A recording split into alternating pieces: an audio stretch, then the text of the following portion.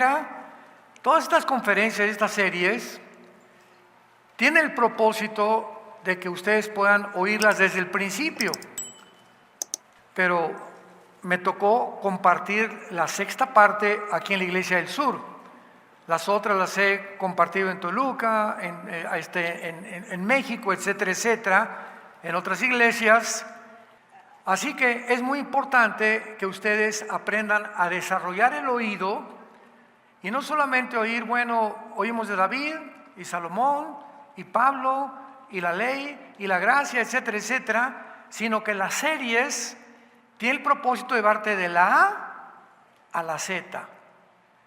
Y en estas series es una serie apocalíptica, profética, escatológica, histórica, que he desarrollado por la gracia de Dios con la ayuda del Espíritu Santo para poder ilustrarles a ustedes el mundo espiritual que nos rodea, las características del mundo espiritual que nos rodea, la influencia que ahora en el siglo XXI está teniendo con más fuerza que nunca jamás. Porque cuando ya las naciones comienzan a oficializar y a decretar que se va a permitir la pedofilia, que se despenalice el aborto, que vamos a crear una super raza, que fue el pensamiento de los nazis, y que ahora sino que ya están en operación computadoras interdimensionales cuánticas, de 3-4 metros de altura, por un hombre que se llama Jordi Ross, un ingeniero multimillonario que está fabricando computadoras interdimensionales cuánticas para conectarse con los extraterrestres. Y esta persona dice, esto es de hace un mes para acá, están saliendo tantas cosas ya cada semana, impresionante, como ve el mundo acelerándose, convergiendo al final de la historia humana. Dice este señor de las computadoras cuánticas interdimensionales que tiene el propósito, y que no nos asustemos cuando nos comuniquemos y digan que son demonios, porque van a ser demonios buenos. Así lo dijo, que están preparándonos para un mundo mejor, y que alguien, ya sabemos quién fue ese alguien, le dijo en su corazón que se comunicara con estos seres extraterrestres, que nosotros sabemos quiénes son, y que no son de ninguna manera entidades espirituales buenas, bondadosas, ni benéficas para la raza humana. Y así, mientras más rápido nos acercamos al final de la historia, más engaños, más mentiras el ser humano experimentará. Y estamos en un mundo, como dice la Biblia, cuyo el padre de la mentira es Satanás. Un mundo donde Lucifer, 1 Juan 5:19, tiene al mundo controlado. Y nosotros somos un pequeño grupo que Dios ha sacado del mundo, todavía no física ni terrenalmente, para que podamos ser iluminados por la fuerza más grande de energía que existe, que es Dios y su Hijo Jesucristo, y podamos abrir nuestro entendimiento a lo que está pasando en el mundo y cuidar nuestra familia. Porque ahorita el ataque es contra la familia. La Agenda 2030, la Agenda Global, el Foro Económico que se reúne en Davos, Suiza, cada año, todos estos hombres que se encuentran detrás de estos movimientos tratando de robar su soberanía a las naciones, porque si yo tengo una nación que es México, el presidente es el que controla el territorio. En Guatemala no se mete el presidente de México, es el presidente de Guatemala. El de Francia es el de Francia, el de Inglaterra es el de Inglaterra, pero ahora ya no será el presidente de México, ni el de España, ni el de Francia, los que tengan el control de su territorio. Esto es lo que se llama el robo de la soberanía de las naciones. Ahora hay un grupo élite. Estoy hablando de 7, 8 familias, de agencias no gubernamentales que tienen el propósito de ahora ellos dictarles a los jefes de Estado en el mundo los protocolos.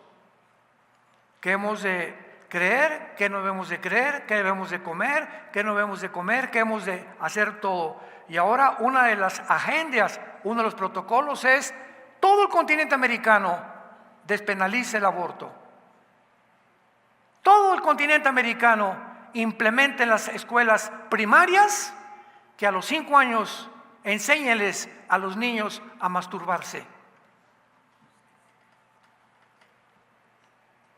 Ahora que todas las escuelas primarias y todos los libros de texto tengan pornografía infantil. ¿A qué mundo hemos llegado? ¿Es posible? ¿Es posible que esté a punto de legalizarse la pedofilia? Que así como ahorita si alguien aborta no puede el gobierno hacer nada. Cuando violen a un niño, a tu nietecito de 4 o 5 años de edad, no va a haber nadie que te defienda, ni el Ministerio Público, ni ningún juez, ningún gobernador, ningún municipio, ninguna autoridad, porque está legalizada la pedofilia. Más maldad y perversión no existe. Este es el mundo preparado para el surgimiento del futuro gobierno mundial que la Biblia profetizó hace más de 2500 años. El anticristo, que segurísimo que ya nació y en cualquier momento saca la cabeza.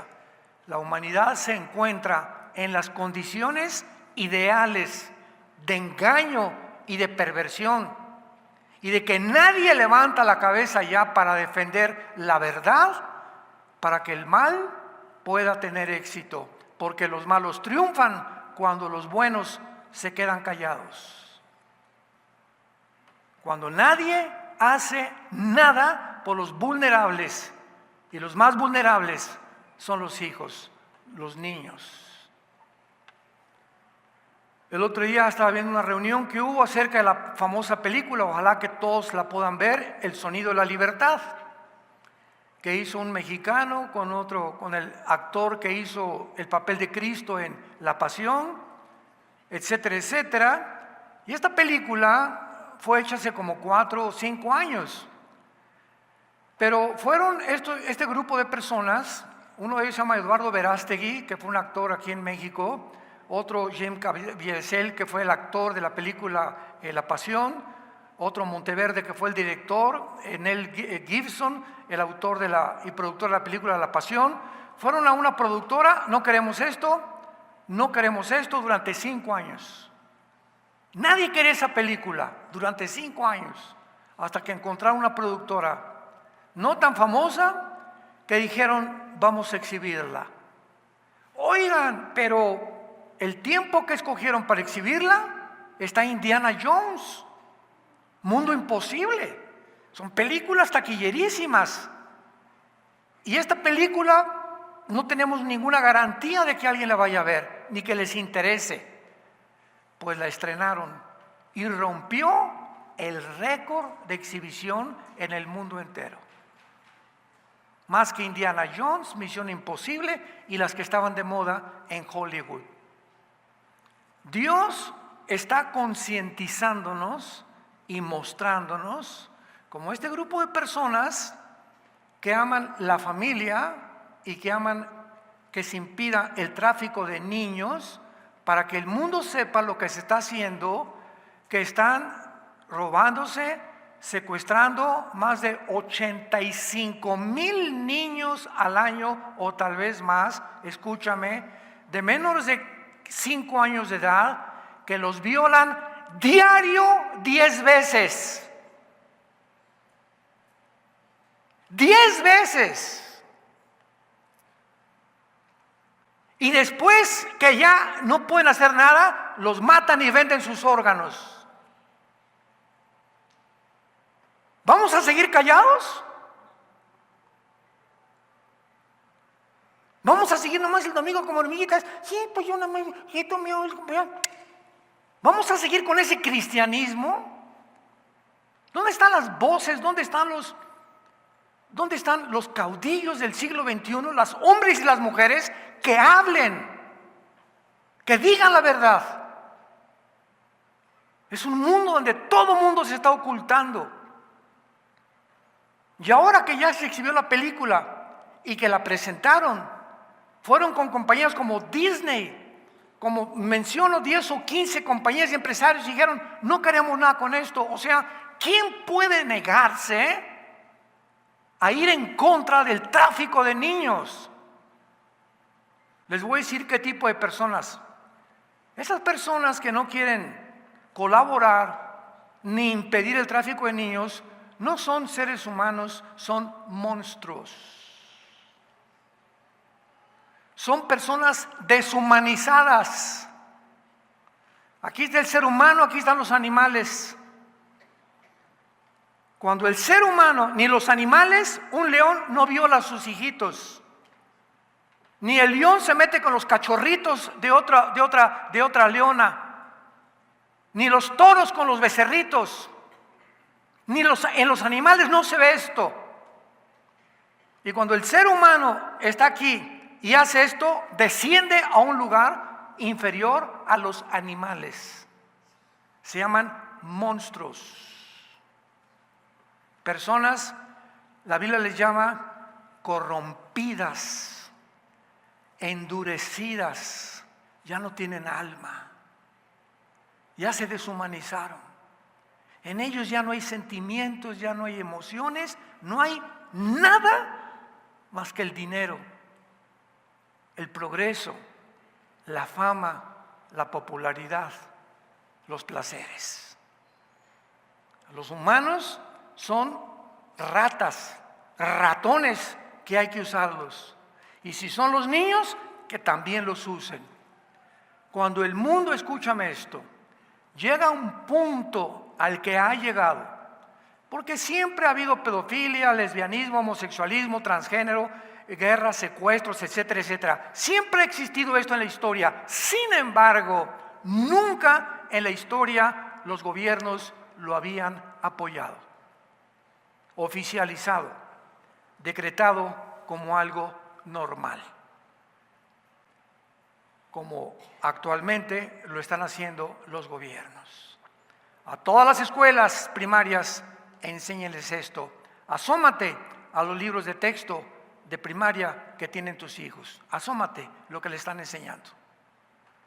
Aquí en México ya ha habido grandes concentraciones de padres de familia quemando los libros públicamente. Nosotros no vamos a enseñarles esto a nuestros hijos. Padres valientes que se enfrentan a los directores de escuela y que están haciendo lo imposible por ir en contra de tanta maldad. Nosotros como iglesia, ¿qué podíamos hacer? Hoy estaba platicando con el pastor José hace unos momentos.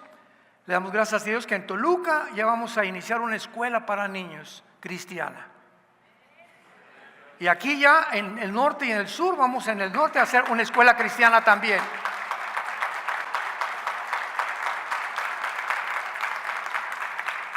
Acompáñenos a orar, porque vamos a agarrar a nuestros hijos y tenemos que sacarlos del mundo en el cual se encuentran. Y no, como decía la mamá de los Wesley, los grandes misioneros en Inglaterra, prefiero que mi hijo sea una persona bruta y santa y no un diablo educado. 1000 veces mejor. Que no sea ingeniero ni que sea abogado, que crezca con Jesucristo y que sea un hombre de valor, de integridad, de conducta y de ética moral. ¿Qué es lo que el mundo necesita? Y no un diablo educado de Harvard, de Yale, de Princeton. ¿De qué sirve que puedan salir con la cabeza inflada y premio Nobel y ciencias políticas y filosofía y por aquí y por allá y por dentro corrompidos en su alma? moralmente, un mundo completamente alejado de Dios. Este mundo en el cual tú y yo nos encontramos, que está llegando ya, porque Dios no se va a quedar con los brazos cruzados, hemos llegado al final de la historia, nos muestra claramente que se va a levantar un hombre llamado el Anticristo, y al Anticristo se le llama la bestia. Fíjate nada más. No, ni monstruo, ni leopardo, ni oso, ni león. Una bestia. Y cuando la Biblia usa la palabra bestia, se refiere a un animal depredador, cruel y sanguinario. O sea, guiado por instintos nada más. Sin embargo, cuando al Anticristo se le llama, la bestia no es el Anticristo. Lo vimos en la conferencia hace unos momentos anterior. La bestia va a ser un principado satánico. Porque en el Antiguo Testamento, sobre todo en el libro de Daniel, se mencionan bestias a los imperios, como en Daniel capítulo 7. Vayamos rápidamente al capítulo 7 de Daniel para ponernos en contexto. Y vemos nosotros que cuando la Biblia menciona bestias, y por eso siempre he dicho, los que trajeron su Biblia se van a ir en el rapto. Qué tristeza que muchos de ustedes vengan el domingo sin Biblia. Me parte el alma. Daniel capítulo 7. Daniel dijo: miraba yo en mi visión de noche, he aquí que los 4 vientos, a los que les interesa en su Biblia, arriba de la palabra vientos pone la palabra como suena, R-U-A-C-H, Ruach, que es la palabra hebrea que significa espíritu, y se pronuncia la CH en el hebreo como J, Ruach, Ruach, como J, Ruach. Kadosh o Ruach, el Espíritu Santo, Ruach, el Kadosh, en el hebreo es Ruach. Aquí que los 4 espíritus del cielo combatían en el gran mar. Y vean la asociación. Aquí arriba 4 espíritus, y abajo y 4 bestias grandes, diferentes la una y la otra, subían del mar. ¿Por qué del mar? En esta serie estamos profundizando, como ustedes no se imaginan, en la palabra de Dios. Si leemos Apocalipsis 13, del 1 al 2, vi una gran bestia que subía del mar, con cuerpo de leopardo, los pies como oso, una combinación entre leopardo, entre un león, entre un oso, que son las bestias de Apocalipsis 7. Y lo mismo se dice, una bestia que subía del mar. ¿Por qué a estas bestias, que no pueden ser seres humanos? Un ser humano se muere y se acabó tu oportunidad. Hebreos 9:27 está establecido a los hombres que mueran una sola vez, y después de que te mueras no hay purgatorio, no hay limbo, no hay reencarnación. La enseñanza hindú, no hay reencarnación, no regresas a una vaca, ni según tu karma. Esos son invenciones de los seres humanos. La Biblia dice: tú te mueres hoy en la noche, se acabó por toda la eternidad cualquier oportunidad que tenías de salvar tu alma. Y el momento en que tú te mueres hoy en la noche o mañana o lo que sea, en ese mismo momento estás o en el centro de la tierra, en el infierno, desciendes así, pero rapidísimo, o te están esperando los ángeles hoy en la noche o mañana para llevarte a la presencia de Dios. La Biblia solamente habla de 2 lugares, cielo o infierno, para los seres humanos. Para los demonios está el abismo. La bestia que sube, leemos nuestro texto en Apocalipsis 11:7, la bestia que sube del abismo. No puede ser un ser humano el que esté en el abismo, porque solamente los demonios están en el abismo y ángeles caídos. Los espíritus humanos cuando mueren descienden al infierno. El abismo es el lugar para los demonios, el infierno para los espíritus humanos y el Tartarus, según de Pedro capítulo 2, para los ángeles caídos, que están encerrados en prisiones de oscuridad. Así que la Biblia nos menciona 3 lugares invisibles que están todos en el centro de la tierra. Y cuando dice, y 4 bestias grandes diferentes, la una de la otra que subían del mar, la primera como león, versículo 5, la segunda como oso, el número 6, la otra como leopardo, la cuarta bestia, capítulo 7, etcétera, etcétera, nos muestra la Biblia que estas bestias, pues no son animales que surgieron del mar. Una le llama el oso, a otro como un leopardo, a otra como un león. Son espíritus de principados satánicos, que en cada imperio del Antiguo Testamento, el imperio asirio, el imperio egipcio, el imperio babilónico, el imperio medo-persa, el imperio griego y el imperio romano, todos estos imperios del pasado, cada uno tenía sobre de ellos un principado, un jefe satánico que influía en los líderes, en los emperadores, en los faraones, en los césares, en los presidentes, en los primeros ministros.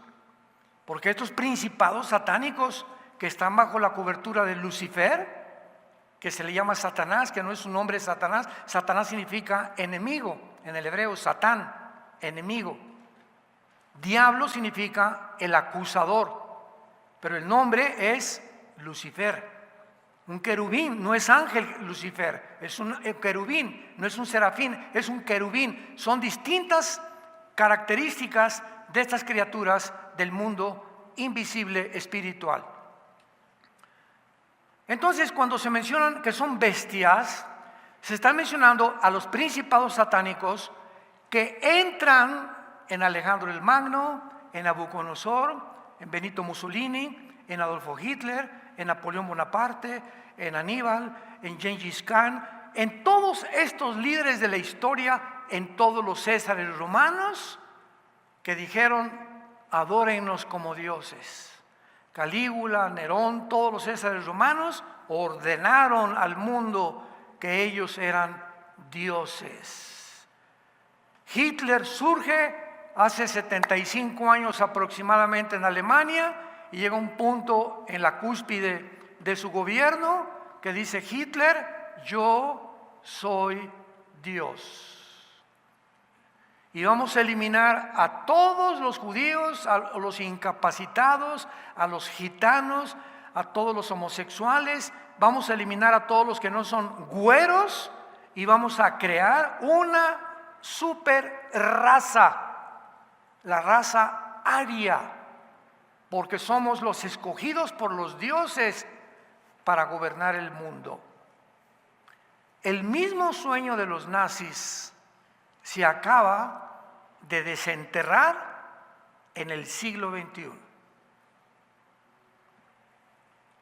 Y ahora, a través de una organización que se llama, métete a Google y encuéntrala. No te estoy hablando por hablar. Foro Económico Mundial,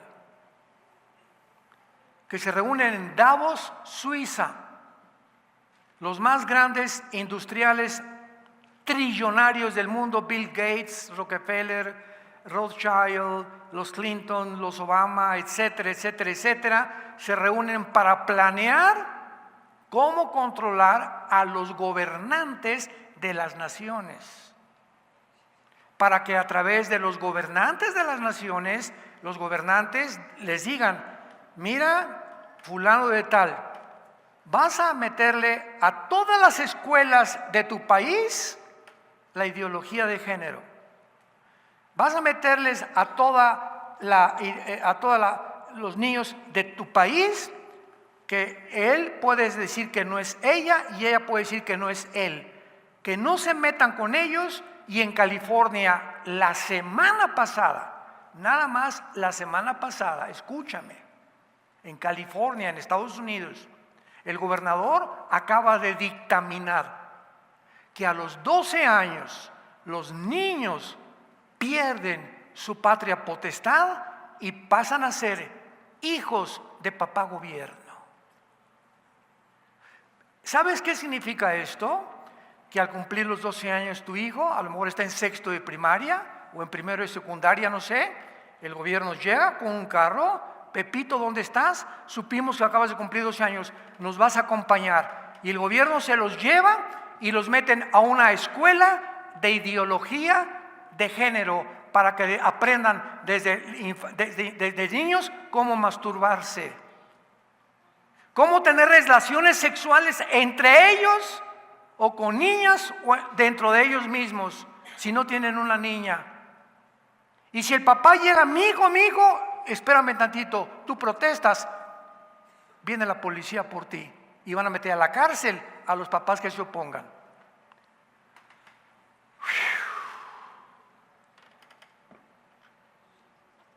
¿Cómo pudimos haber llegado a esto? ¿Te imaginas que le hagan eso a tus nietos, a tus hijitos? Donde el gobierno quiera absorberlos. Y ahora nosotros no somos los que los educamos moralmente, ni les damos los principios de ética ni de conducta. Es papá gobierno. ¿Se imaginan al mundo al que hemos llegado? Santos de Dios que están escuchando esto y ustedes por la televisión. Un mundo loco, bola de psicópatas, corrompidos hasta los tuétanos, y no hay no hay voces, no hay personas que se levanten.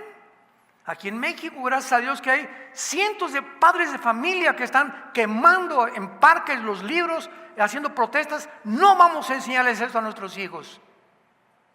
Madres valientes. Y antes de que esto se corrompa más, salvemos la familia. Y que ahora, ¿cuál es la respuesta de la iglesia? Esa, vamos nosotros a educar a nuestros hijos. Y lo vamos a hacer con la ayuda de Dios y con la ayuda de ustedes. En Apocalipsis 11:7, que es nuestro texto de toda esta serie, o en la que se basa la serie, está hablando de los dos testigos, que uno de ellos con seguridad es Elías, porque Dios va a levantar en la segunda, última parte de la tribulación, la gran tribulación, cuando el anticristo entre al templo judío a la mitad de la semana 70, coloque la abominación desoladora en el lugar santísimo de los judíos y comienza la persecución del anticristo, sangrienta, cruel contra cristianos y contra judíos. Va a levantar Dios a dos testigos. Uno es Elías, ¿cómo lo sabemos? Porque el último libro del Antiguo Testamento, Malaquías, termina en el capítulo 4 con estas palabras: antes que venga el día del Señor, Elías regresará. ¿Por qué? Porque Elías no murió, ¿se acuerdan? En la primer libro de los Reyes, vino una carroza de fuego y se llevó Elías al cielo. Es el único hombre en el Antiguo Testamento, y Enoc, capítulo 5 de Génesis, son los dos únicos hombres en todo el Antiguo Testamento que se fueron al cielo sin haber muerto.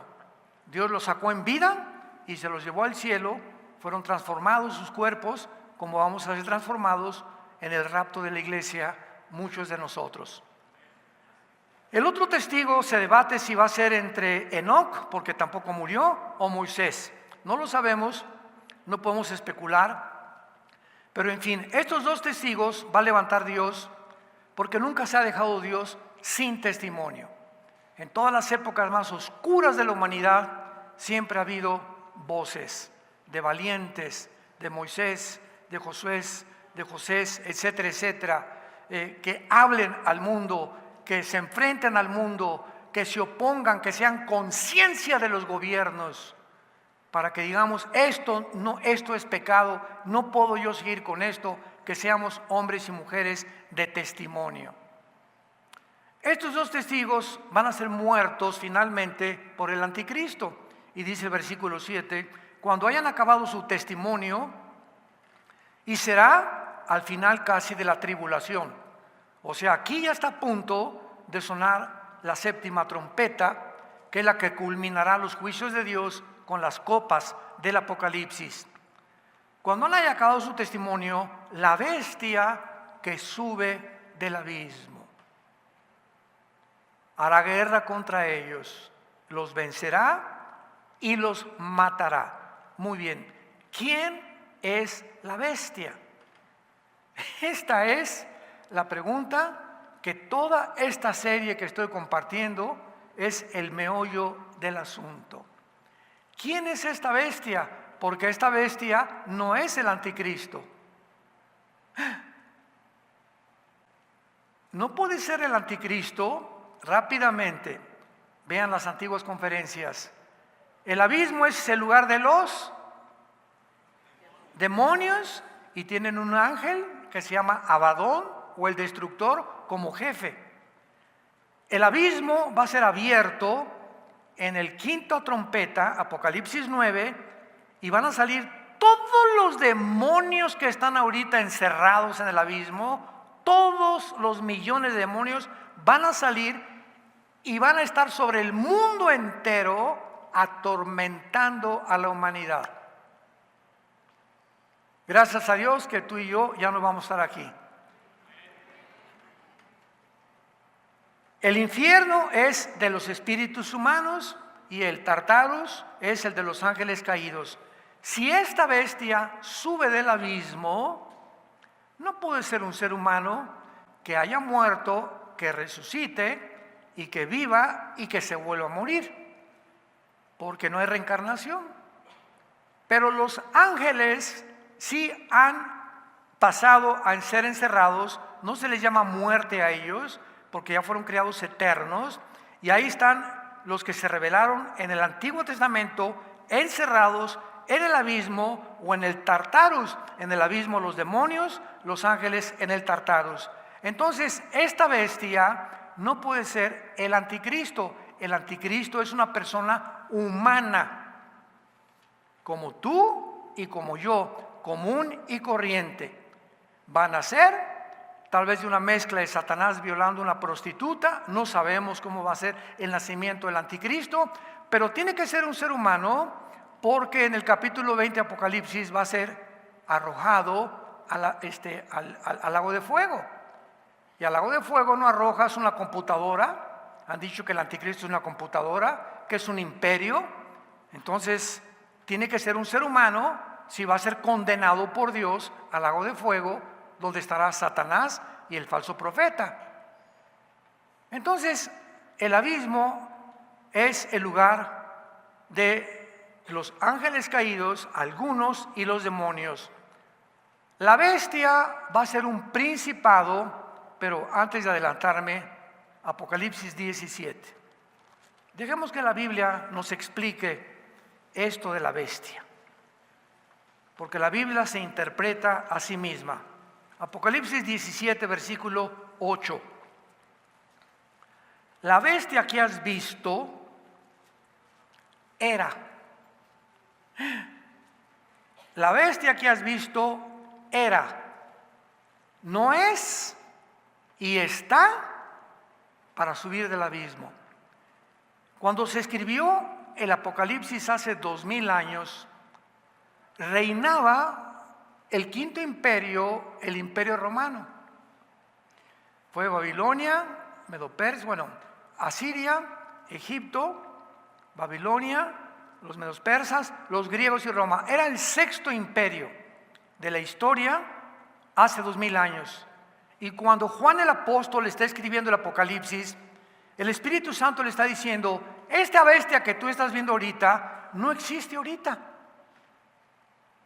Era antes en algún imperio, fue la que guió tal vez a Alejandro el Magno, a Nabucodonosor, ¿verdad? O al faraón de Egipto, pero esta bestia existía antes del Imperio Romano.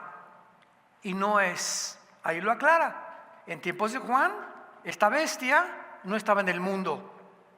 ¿Dónde estaba? En el abismo. No existía más que en el abismo. Pero va a ser. O sea, va a salir, y leímos en Apocalipsis 11:7, pero va a salir cuando el anticristo nazca y se apodere de su personalidad. ¿Me van siguiendo? Entonces el anticristo va a ser una persona humana y va a entrar dentro de él un ángel caído, un principado de Satanás dentro del anticristo que se le llama la bestia. Y este principado, esta entidad espiritual dentro del anticristo es como un guante. Tienes la mano y le metes el guante, ¿verdad? Y el guante se mueve, pero no es el guante, es quien está debajo del guante. Cuando los reyes, los césares, Hitler, Mussolini, etcétera, etcétera, dijeron que eran dioses, ellos eran simplemente títeres de alguien que estaba dentro de ellos, influenciándolos, manipulándolos, aparentando que eran lo que no eran. Porque la Biblia nos muestra claramente que estas entidades espirituales, tanto demonios como ángeles caídos, tienen influencia sobre nosotros. Los demonios son los que hacen el trabajo sucio y se meten en los seres humanos. Los principados, a los líderes nada más, a los presidentes, a los césares, a los reyes, a los primeros ministros, porque el propósito es influenciar a través de un líder de una nación, pues a toda la nación. Porque cuando un presidente, un rey, un césar, un faraón lo erigen como jefe absoluto, él es la absoluta autoridad. Y lo que el poder que un demonio o un ángel caído le influya es el que va a manifestar en las leyes que dicten estos gobiernos. Bueno, hasta este momento vamos a ver en Juan capítulo 12 de qué forma el Señor Jesucristo reconoció que en el mundo hay una influencia operando satánicamente desde hace 6,000 años. Dice Juan capítulo 12, versículo 31. Ahora es Jesús hablando, es el juicio de este mundo. Ahora el príncipe de este mundo será echado fuera. ¿De quién estaba hablando Jesús? ¿De quién estaba? El príncipe de este mundo será echado fuera. Juan capítulo 14, versículo 30, Jesús vuelve a hablar. No hablaré ya mucho con ustedes, porque viene el príncipe de este mundo y él nada tiene en mí. Lucas capítulo 17, en el Nuevo Testamento, bueno, no es el Nuevo Testamento, ¿verdad? El Nuevo Testamento comienza con el libro de los Hechos, en los Evangelios. Lucas 17, versículo 14.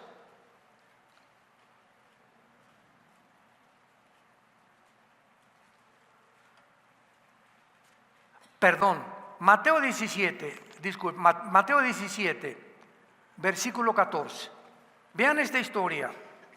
Cuando llegaron al gentío, vino él un hombre que se arrodilló delante de él, o sea, delante de Jesús, diciendo: Señor, ten misericordia de mí, hijo, que es lunático, y padece muchísimo, porque muchas veces cae en el fuego y muchas en el agua. Y lo he traído a tus discípulos, pero no han podido sanarlo. Respondió Jesús y dijo: oh generación incrédula y perversa, ¿hasta cuándo he de estar con ustedes? ¿Hasta cuándo los he de soportar? Traédmelo acá. Y reprendió Jesús, ¿a quién? al demonio, el cual salió del muchacho y éste quedó sano desde aquella hora. Aquí tenemos el caso de un espíritu que la Biblia le llama demonios. Y en los 3 años y meses que Cristo vivió en este mundo, el tiempo de su ministerio, la mayor parte se la pasó sacándole estos espíritus a las personas, que ahora los psicólogos, los psiquiatras, antropólogos les llaman esquizofrénicos, paranoicos, psicópatas, sociópatas, etcétera, etcétera. Califican las conductas anormales de los seres humanos y los clasifican como enfermos mentales.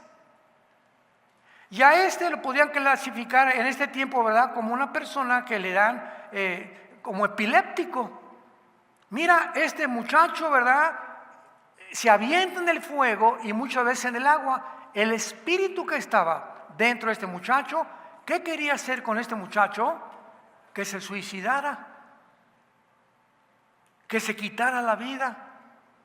Porque ese es el propósito de estos espíritus que entran a seres humanos: producirte ideas de suicidio, arrinconarte en tu mente y decirte: tú nunca te vas a casar ya, te vas a quedar para vestir santos, a ti nadie te quiere, nadie, todo el mundo está contra ti, se llama paranoia, todo el mundo me observa, todo el mundo. Producen rencor, amargura, ideas de crimen, mata, odia, no perdones. Y esta situación del alma dentro del ser humano le abre las puertas a estos espíritus inmundos.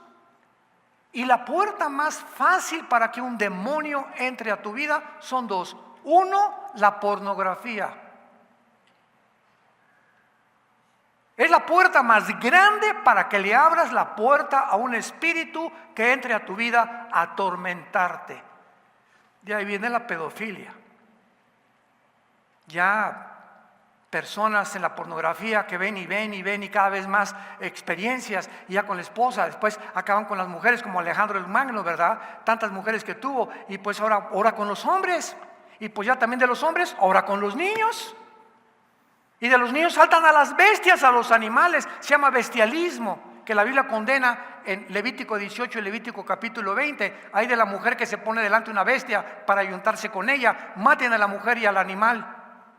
Mata al homosexual y a la persona con la que tuvo relaciones con él. ¿Por qué? Porque infectan. Hay radiactividad. El pecado nos vuelve radiactivos. Cuando yo me comienzo a corromper internamente, moralmente, qué equivocación creer que yo soy el que me estoy haciendo daño. No es cierto, no es cierto. Una persona en estas condiciones le hace daño al hijo, al amigo que tienes, a la amiga que tienes, a tu compadre, a tu círculo, en tu trabajo. Contagiamos. Por eso entendemos que dijo Dios: mátenlos. ¡Qué Dios tan misericordioso! No todo lo contrario, si no los sacan del campamento, contaminan a los demás muchachitos, contaminan a los demás niños, contaminan a los demás matrimonios, y más vale que uno muera a que mueran 100 personas. Tenemos que entender la sabiduría de Dios. Vemos otro ejemplo, Lucas 13. ¿Cómo operan estos espíritus? Tenemos ya que despertar los cristianos y darnos cuenta que no tenemos lucha contra sangre y carne, sino contra gobernadores, potestades, principados, huestes espirituales de la maldad. Lucas 13, versículo 10. Enseñaba Jesús en una sinagoga, no en el Partido Comunista, dice, ¿verdad?, ni en un antro, ni en un burdel, ni en una disco. ¿En dónde estaba Jesús? En un lugar religioso, en la sinagoga. Y había allí una mujer que desde hacía 18 años tenía espíritu de enfermedad. Y andaba así. Una mujer, 18 años, caminando así, con su joroba, la pobrecita, encorvada. Cuando Jesús la vio, la llamó y le dijo: mujer, eres libre de tu enfermedad. Y puso las manos sobre ella, y ella se enderezó y glorificaba a Dios. Vemos nosotros que estos espíritus tienen acceso a nuestros músculos, a las neuronas de nuestro cerebro, que son millones de neuronas. En el cerebro tenemos circuitos eléctricos conectados, se llaman neuronas, y estos demonios, estas entidades espirituales, ¿verdad? Como microbios, tienen la capacidad de entrar y desconectarte una neurona de otra neurona y producirte locura, neurastenia, múltiples desórdenes de la personalidad, psicopatías, etcétera, etcétera. Por ejemplo, la esquizofrenia. ¿Qué significa esquizofrenia en el griego? Esquizofrenos, mente dividida. ¿Quién es una persona que tiene esquizofrenia? De acuerdo a los psicólogos, don Pancho Tenorio, porque en la mañana don Pancho, good morning a todos en su casa. Ahorita quítame este chamaco, no quiero llegar. Es la máscara que don Pancho tiene en su casa. Al llegar a la oficina, don Pancho es otra persona. Tiene otra personalidad. Hola, ¿cómo están mis amigos? Ja, ja, ja, sí, jiji, ¿verdad? Y las mujeres, y el alcohol, etcétera, etcétera. Y cuando llega don Pancho a la iglesia el domingo, alabaré, alabaré. Don Pancho es uno en su casa, es otro en su oficina y es otro en la iglesia. Don Pancho tiene 3 máscaras,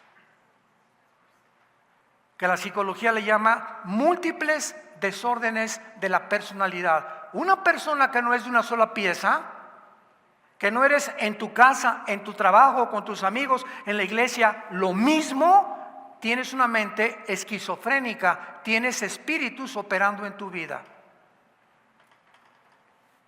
No necesariamente los espíritus demoníacos vuelven a la persona loca como el gadareno. No, hay espíritus religiosos.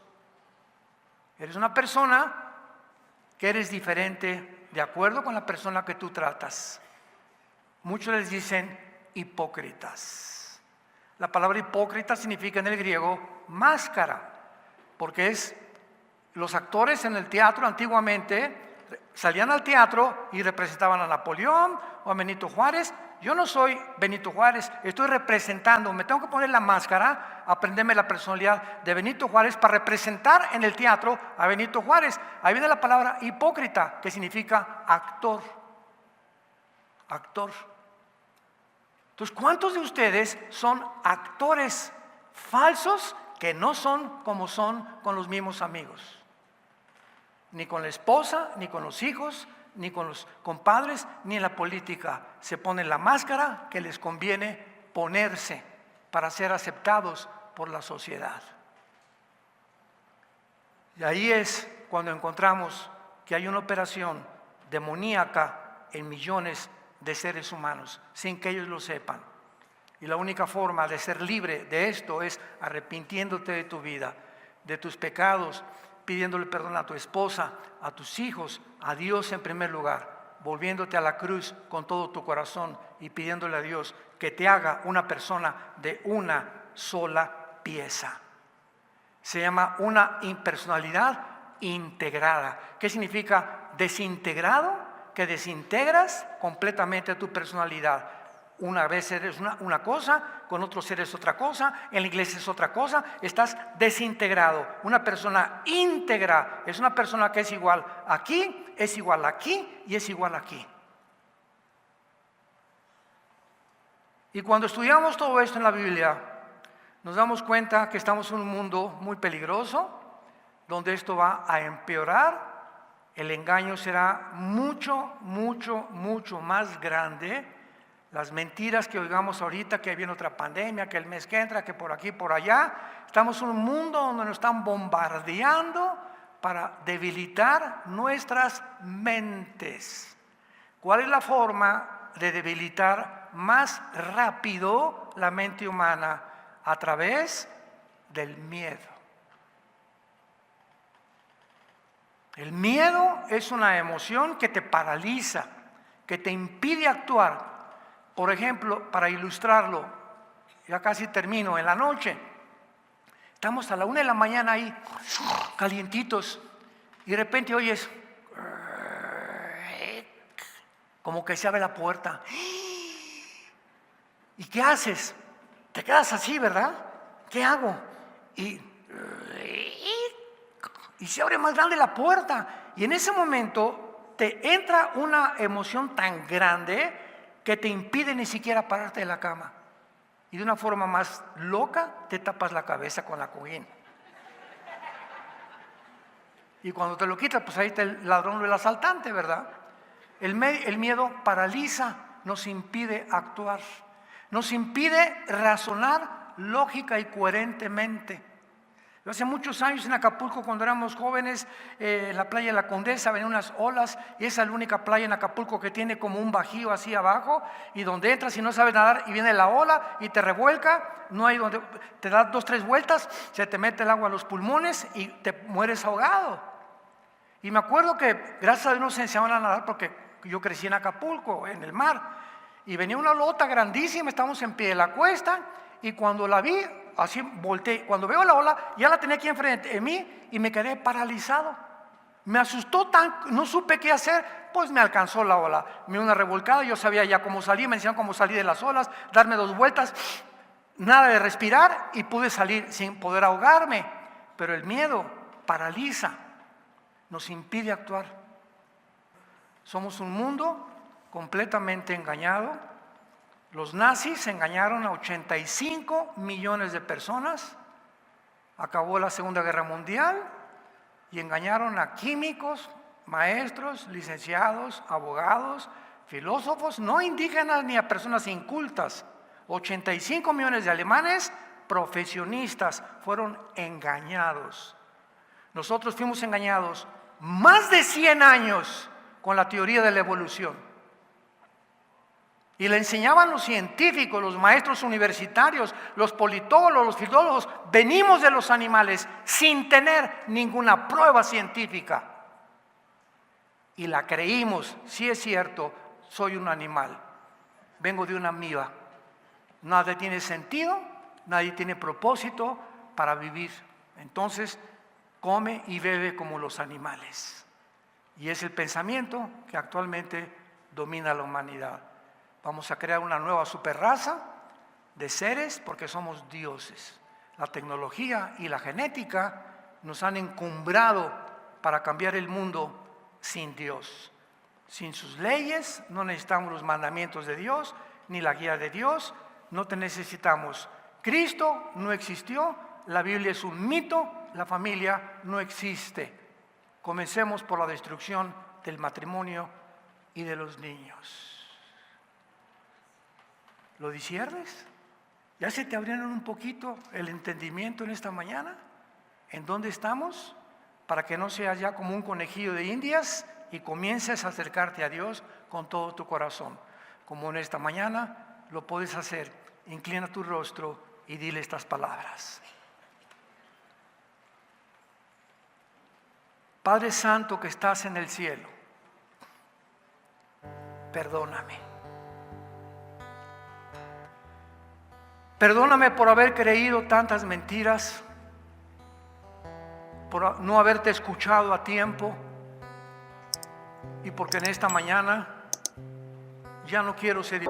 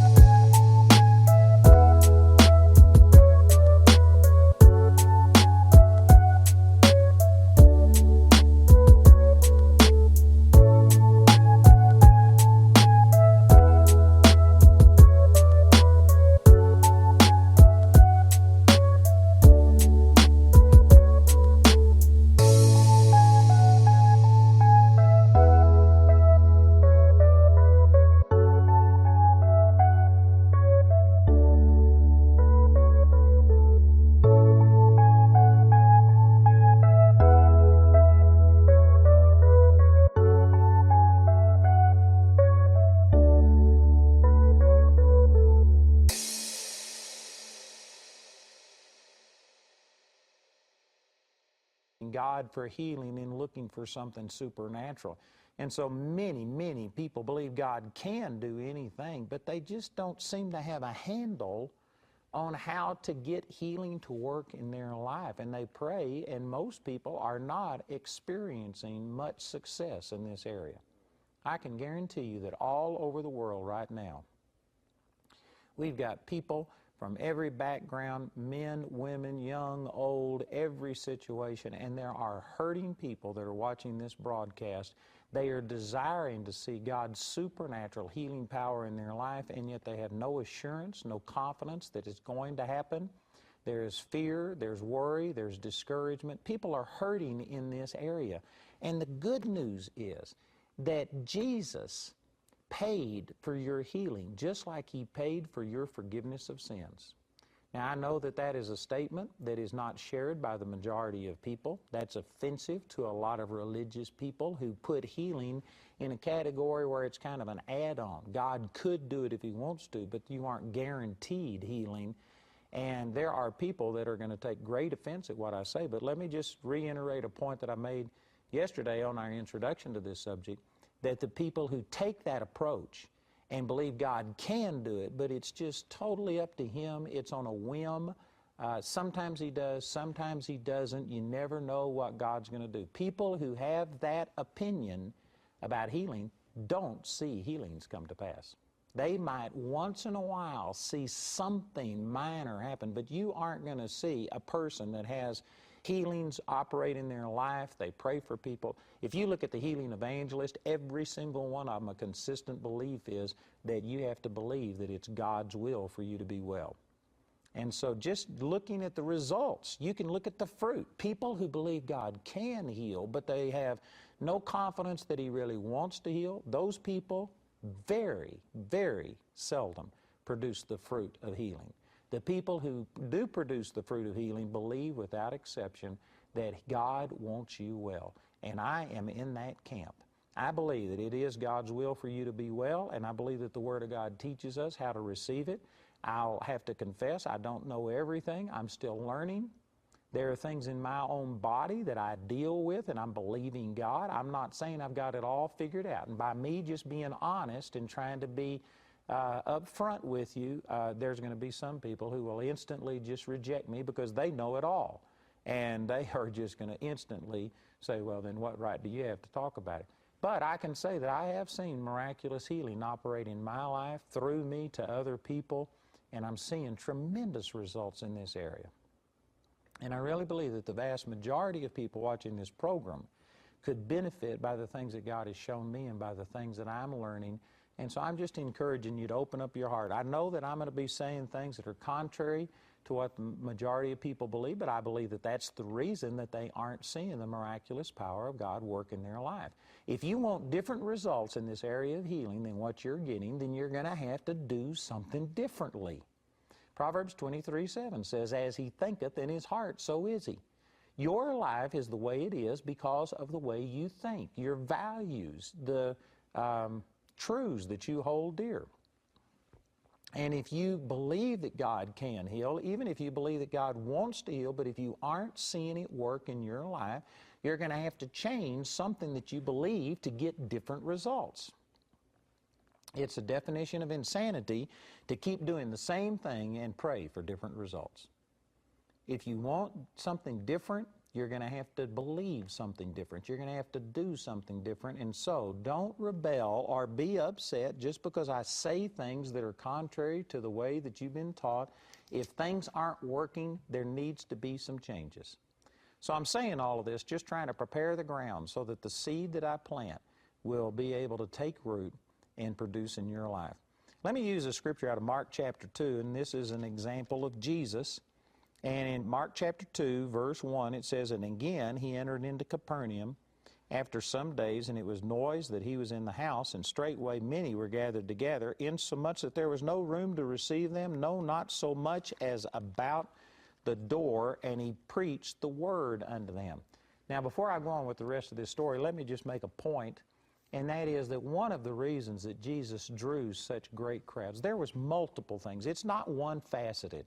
Jesus was the perfect representation of God, and he wasn't just strong in one area of his life. He had it all together. Amen. I don't think any of us representing God today have it all together, certainly not in the category that Jesus did. So he wasn't just one-dimensional. He had it all, and it talks here about how he preached the word unto him. But this is at the beginning of his ministry, and one of the reasons that multitudes came to hear Jesus, and that there were so many people packed into this house that they couldn't even get inside. They couldn't even get around the windows or the door because people were everywhere. One of the reasons is because Jesus used miracles to draw people unto himself. As he began his ministry, the very first miracle that he did was turning water into wine. And you know, it's amazing how that the religious people, they use the same Bible that I use, but because they don't believe that God works miracles today, and they will actually come up with doctrines that these things passed away with the apostles and stuff like this. They will take scriptures like Jesus turning water into wine, and they will spiritualize it and talk about how all of our lives were bland and plain like water, and when Jesus comes, he gives your life purpose and meaning. And you can make comparisons and draw analogies from that. I'm not saying that that's wrong, but it is done so often that people who use the same Bible that I'm reading out of will take this instance where Jesus healed the man let down through the roof and healed his physical body. He was paralyzed, and they will just spiritualize this, and people don't even realize that Jesus used physical miracles. He wasn't just making spiritual illustrations and analogies out of this. He was physically healing people, and that is the reason that the crowds came after him.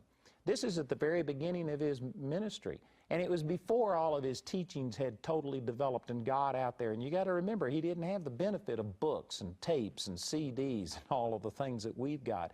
It was just his personal appearance and the things that he was doing right there. And the thing that he used that drew the multitudes, probably more than anything else, was the miraculous demonstration of his ability to heal. Jesus used miracles to draw people. And I tell you, one of the reasons that the church isn't making a greater impact today is because they have not emphasized healing, and they are just preaching something about when you die and go to be with the Lord, which certainly that's important. I'm not trying to minimize that, but I am trying to maximize an area that I believe has been neglected, and we need to present the whole counsel of God and show that it is God's will to touch your bodies right now. And see, this is exactly what happened right here. It says there were so many people around him that they couldn't even get around him. And so it says in verse 3, "And they came unto him, bringing one sick of the palsy, which was born of 4. And when they could not come nigh unto him for the press, they uncovered the roof where he was. And when they had broken it up, they let down the bed wherein the sick of the palsy lay."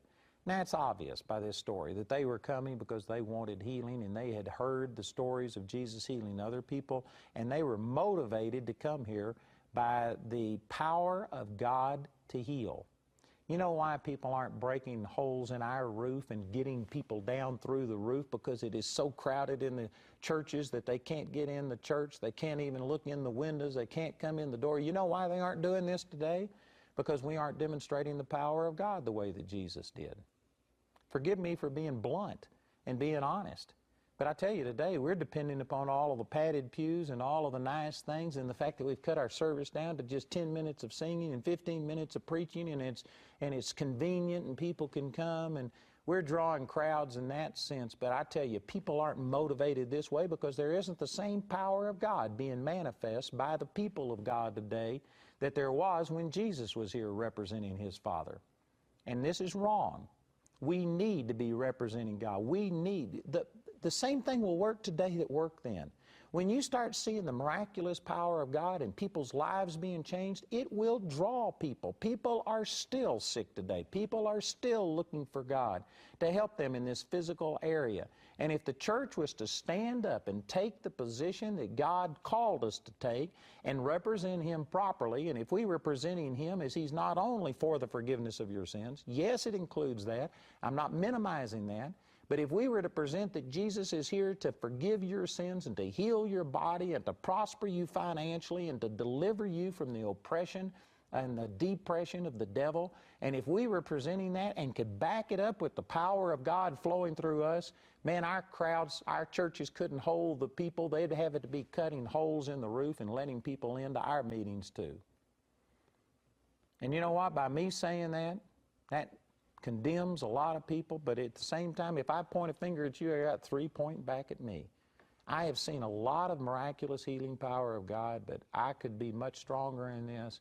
I'm preaching to myself. I'm motivating myself. Brothers and sisters, Jesus, if he was here without the hindrance of having to flow through me, if he was here without my limits that I've imposed on him by my own problems and prejudices and background and everything, I guarantee you he'd be doing a much better job than what I'm doing. He'd be doing a much better job than what most of us have ever seen represented.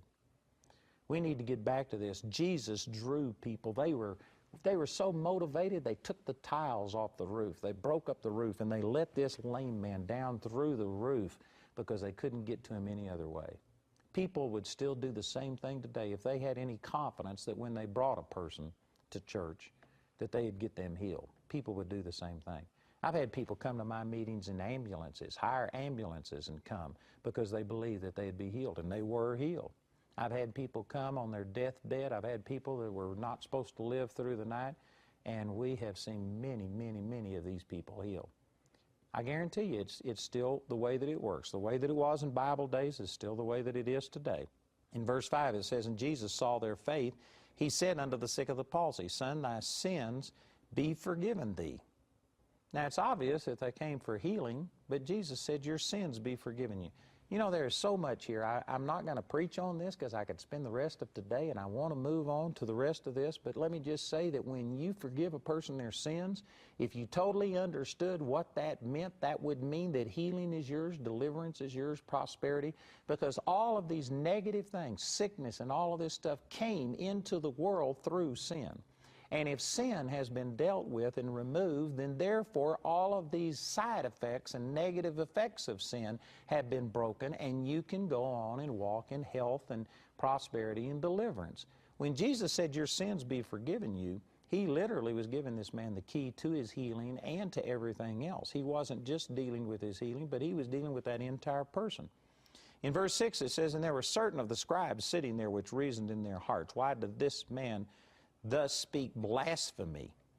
Who can forgive sins but God only?" And boy, they were offended that he said, your sins are forgiven. God's the only one that can forgive sins. Of course, what they were missing was that Jesus was God, and he had every right to forgive this man's sin. But of course, they didn't believe that, and so there was an immediate criticism of him. And look at this. In verse 8 it says, "And immediately when Jesus perceived in his spirit that they so reasoned within themselves, he said unto them, Why reason ye these things in your heart?" He was demonstrating that he was God. He had the ability through the Holy Spirit to see and perceive what they were thinking without them saying it. He knew what was going on in their heart. And in verse 9 he says, "Whether is it easier to say to the sick of the palsy, Thy sins be forgiven thee, or to say, Arise and take up thy bed and walk?" Now, before we get to the rest of this, let me just make this point. Which is easier to say? Your sins be forgiven, or to say, be healed, rise up and walk? Now, both of them are impossible to do. Only God can forgive sins, and only God, men in their own strength and in their own power, if they were separated from God, and if it wasn't God's power flowing through them, no person can heal a paralyzed person. That's not natural. It's not normal. So both of them are impossible to do, but just talking about saying, which one is easiest to say? You know, it's actually easier to say your sins be forgiven you because you can't see a sin. You can't see that sin. You can't see if the sin was forgiven. So you could say your sins be forgiven, and there's no way to disprove that it happened. So it would actually be easier to say your sins are forgiven you. But as far as healing goes, if you say you're healed, well then there's immediately, the physical realm is either going to confirm or prove you wrong when you say this. It's actually harder to say be healed because there's instantaneous manifestation of either healing or the continued paralysis. And so it would be harder to say you're healed than it is to say your sins are forgiven. And I believe that what Jesus is doing is just saying, I'm going to do the thing that is harder to say, and if I can do the greater thing, well, then I can also do the lesser thing. In other words, if I can heal this man's physical body, that will be proof that I could also deal with his sins. And that's the point that he's making. And so he says, whether is easier to say to the sick of the palsy, thy sins be forgiven thee, or to say, rise, take up thy bed and walk. But that you may know that the Son of Man hath power on earth to forgive sins, he saith to the sick of the palsy, I say unto thee, arise, take up thy bed, and go thy way to thy house. And immediately he arose and took up the bed and went forth before them all, insomuch that they were all amazed, and glorified God, saying, we never saw it on this fashion. So Jesus right here in the 10th verse, he says, but that you may know that the Son of Man hath power on earth to forgive sins. And then in the 11th verse, he healed this man. So Jesus himself said, the reason I am healing this man is to show you that if I can heal the physical bodies, if I can do that thing which is in the natural, then I can also do this thing that's in the spiritual. And Jesus proved to skeptics that he had the power to forgive sins and to deal with the spiritual, inside, greater details of the spirit man by proving, he proved it by healing the physical man.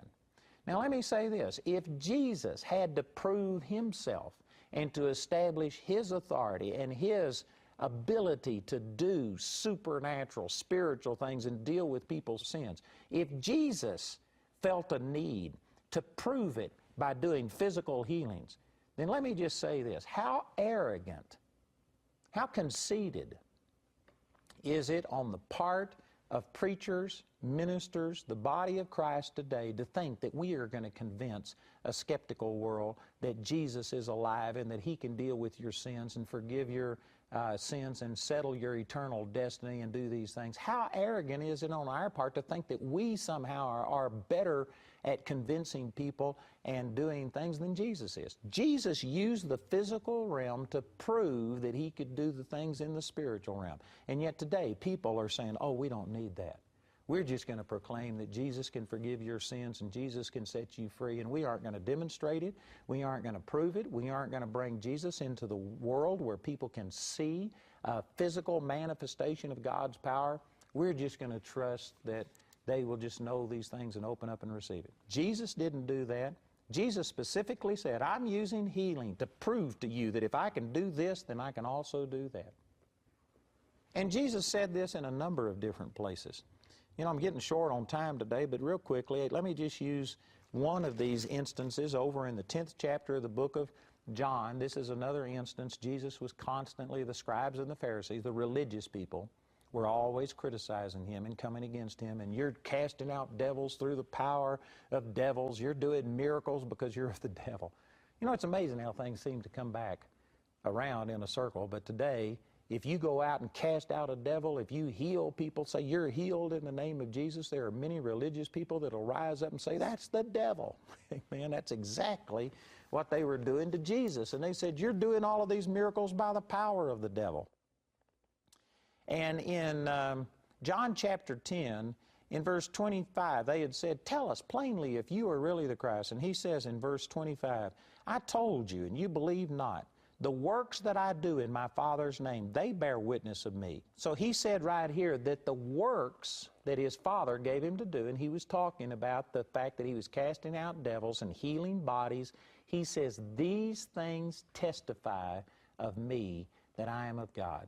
And you know, I'm not going to take time to turn over there, but you could go to Hebrews chapter 2, and it says that Jesus was a man that was approved of God by mighty signs and wonders, and it was confirmed. His word that he preached was confirmed by God through mighty signs and wonders, and then those who heard him went out, and the Lord worked with them, and there were signs and wonders worked through them. And so here's 3 or 4 instances that I've given you, and there's many more that I could turn to in Scripture. But there are times that Jesus himself said, I am going to heal the physical body to prove to you that I can also do the spiritual things. The Scripture says that Jesus was approved by God. How? through the acts that he did, specifically the healings and things like this. Those who came along in Jesus' footstep, the early apostles that are recorded in Scripture, they used miracles of healing to draw crowds and to demonstrate that the things we're saying are true. And here's the proof of it. If you can see these physical miracles, which are impossible for men to do, if those things can happen, then also the spiritual things that we are proclaiming can also happen. And so the gospel was preached in power. It says in Acts chapter 4 that after they were beaten, they went back to their assembly and they prayed and said, "Oh God, behold their threatenings, and grant unto your servants that we might preach your word by stretching forth your hand to heal, and that signs and wonders might be done by the name of thy holy child Jesus." They equated preaching with demonstrating the power of God and seeing miraculous things happen. And because they did that, they were walking in the power of God. Multitudes came unto them. Thousands were being saved. Today, the church as a whole is not demonstrating the power of God. They're proclaiming that God is real. They're proclaiming that He can do things, but they don't demonstrate it. If the average sick person was to come to the average church and say, "Would you please pray for me?" the average church would say, "Well, why did you come to me? Why don't you go to the doctors? Have you tried this pill? Have you tried this? I heard," and they would send them away. The average church doesn't even have this as a goal. And then there are some people who believe that God can do it, and they may pray for it, but they don't understand that it's something that God has already done, and He's put this power in us. They aren't taking their authority, but instead they're coming as a beggar saying, "Oh God, we can do nothing. Oh God, please stretch forth your hand to heal." And they aren't understanding that God has already put that power in us. I'm going to be dealing with these things as we go through this series.